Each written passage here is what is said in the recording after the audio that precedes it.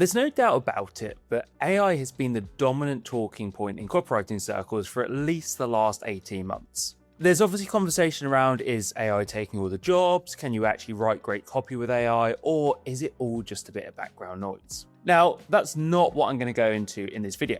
This video is actually about 5 AI giveaways that are killing your conversions. So stay with me, I'll reveal those 5 and what you can do to avoid them.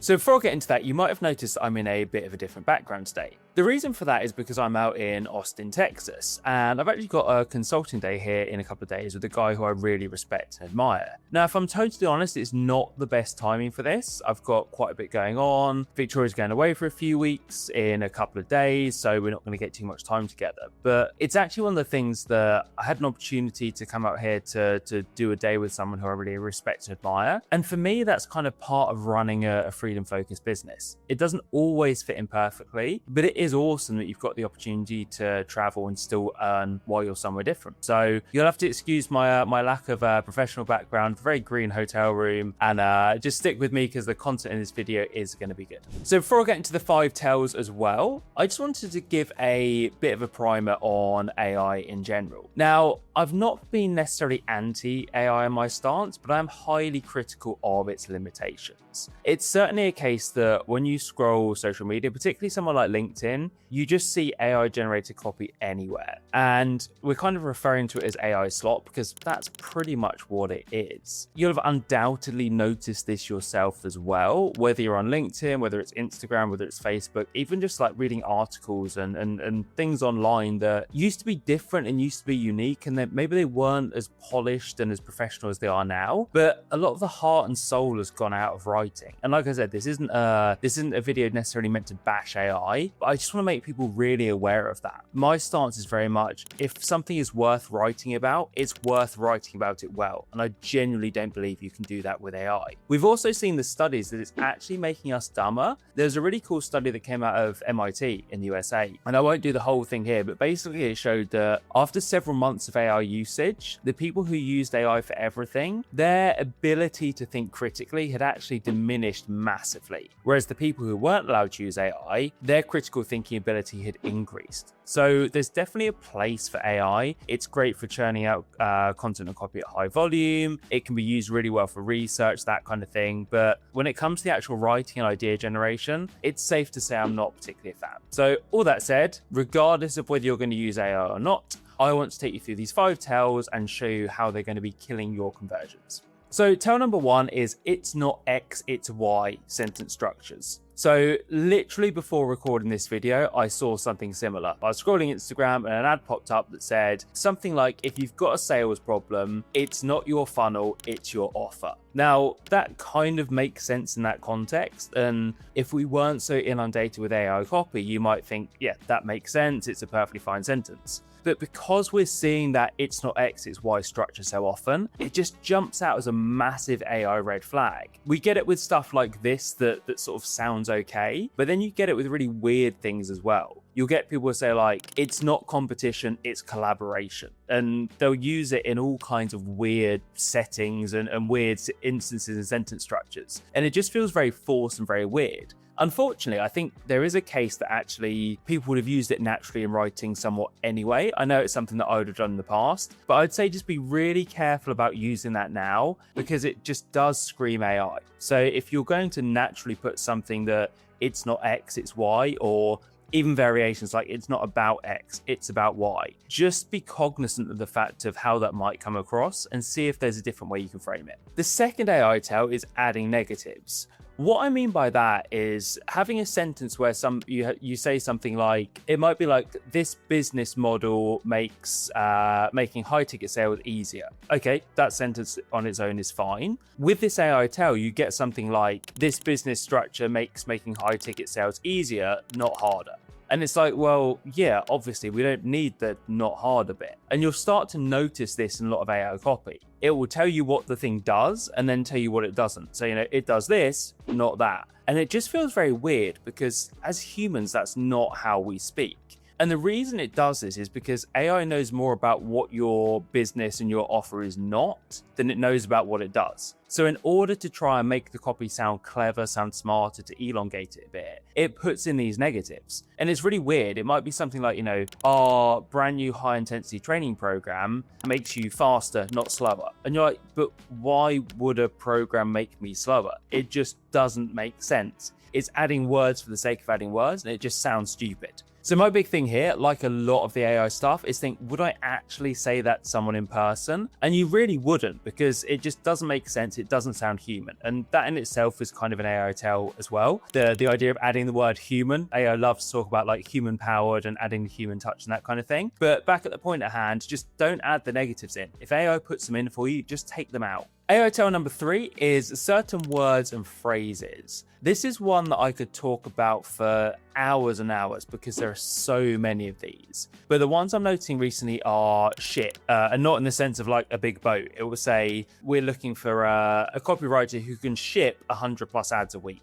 Or when you're ready to ship your new offer. And you're like, sounds weird. I wouldn't say that as a person. The other one is lands. I've seen this in job descriptions a lot. It'll be something like, this role lands at the intersection between copywriting and creative strategy. It's just a very weird way of phrasing things, right? You've also got phrases like lean in. The big one that's been going around for months and is still prevalent in copy is quietly. We're hearing about like quietly building a business. I'm quietly refining my network of friends. I'm quietly working on my fitness. And you're like, why quietly? No one would ever say that normally in conversation. And it's got to the point now where it's almost a bit ridiculous. And you see someone using that word, and if it's a tiny bit out of context or used metaphorically, it just screams AI. You've also got things like properly, things like real. Real is one that really gets me. They're building a real business, building a real customer base. And you're like, well, what's the opposite? A fake business, a fake customer base? It's one of those things where you sometimes have to think what the opposite is and think, well, that just sounds absurd if you would say the opposite. So if it comes like that, just get rid of it. Then you've got everyone's favorite word, delve.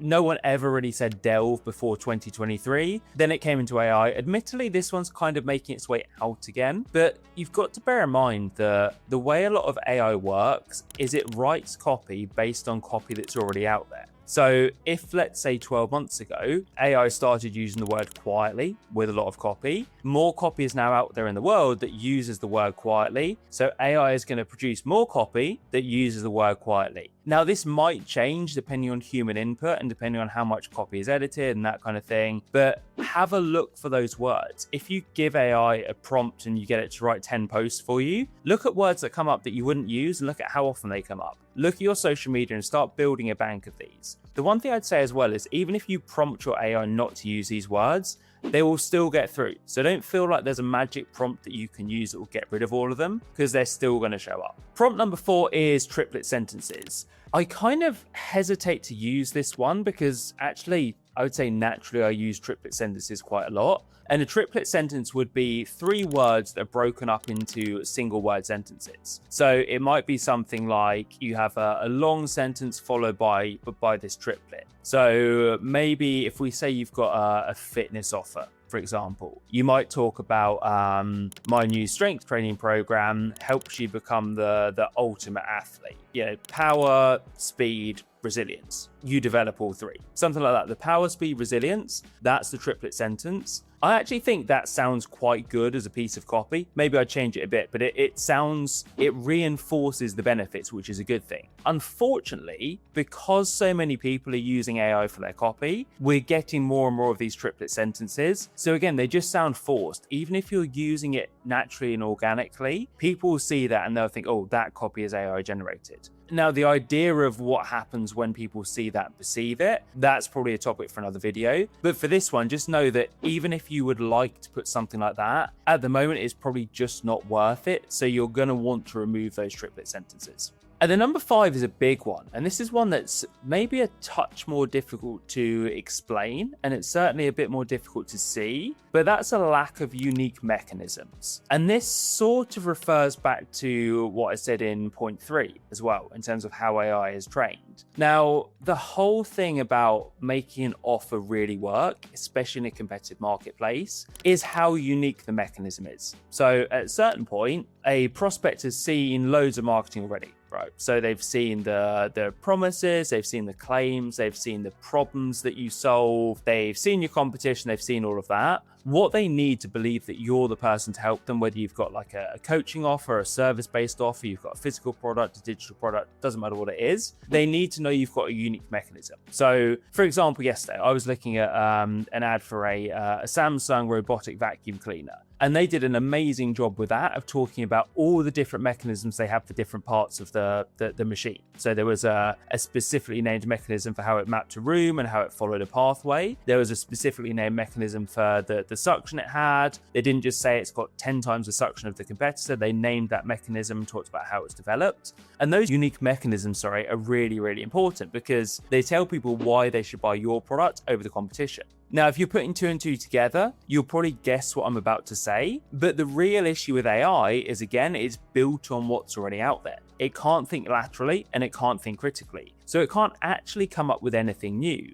The best unique mechanisms are always based on something that's not out there already. So for example, you can ask AI to come up with a really cool unique mechanism for you. It's probably going to sound a bit forced and a bit cheesy, and it's probably going to sound like something already out there in the marketplace. So even if you give it the best prompts about pretend you're Alex Hormozy or sound like Dan Kennedy or, read these 10 marketing books and come back to me with an idea, you're still going to get something that isn't really that original. And that's a massive problem. Like I said, this isn't one that you'll read a piece of copy and go, oh yeah, the unique mechanism's not the same. It's just something to be aware of. Even if the actual words sound kind of new and fancy and you've got rid of all the other tells, if at the core of your offer there's nothing unique, what's the reason for people buying into you? There really isn't one. So that's why I'd say, bounce around some ideas with AI on unique mechanisms and get it to ask you questions, get it to quiz you, but ultimately it's kind of something you're going to have to come up with on your own.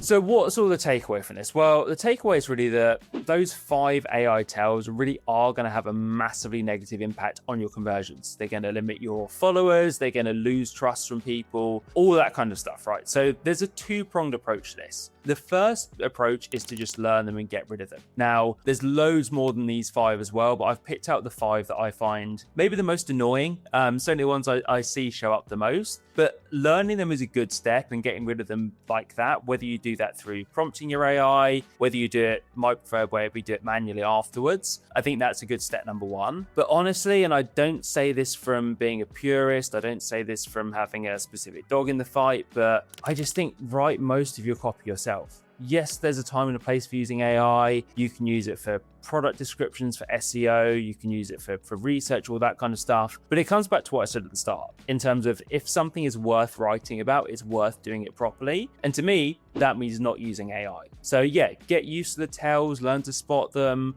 do what I do, call people out for using them on social media and have a bit of fun with it. But ultimately, the only way you're going to get better at writing and make more money from your writing is to actually do it yourself. So I hope that video is helpful. What I've done as well is in the comments, I've put together a bit of a document. It's actually a 9 ways to de-AIify your writing. It's got some of the most common tells in there, how to reduce them, a bit of advice on getting around all that. Put it together. It's a bit of a freebie. So click on that. We'll be taken to a landing page, pop in your details, and you'll be able to get that straight to your inbox. So regardless of whether you grab that or not, hope this video has been helpful. And like I said, it takes a bit longer to write yourself, but honestly, the extra benefit we will get from that in terms of trust building, in terms of authority, and in terms of sales is definitely worth it.